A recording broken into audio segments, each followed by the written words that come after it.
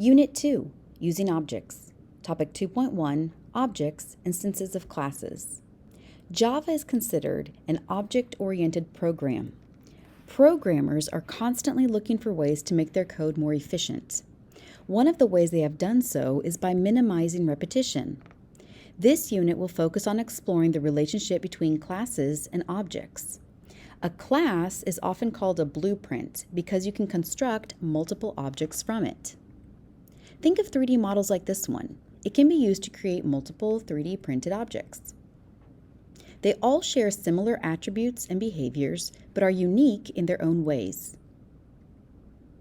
An object is a specific instance of a class with defined attributes. A class is the formal implementation or blueprint of the attributes and behaviors of an object. Let's declare a class and construct objects from it. Programmers use UML diagrams to visually represent their program.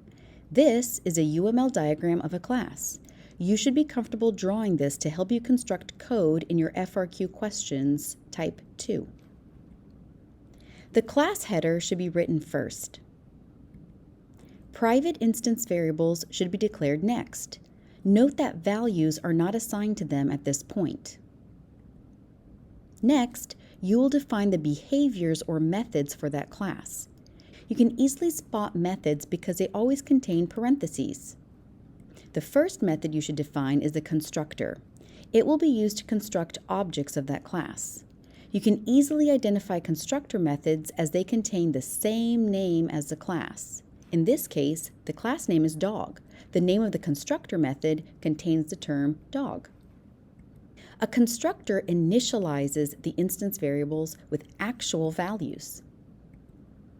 After the constructor, you should define the other behaviors. What do you notice about the header and code in this method? This method has a data type in its header.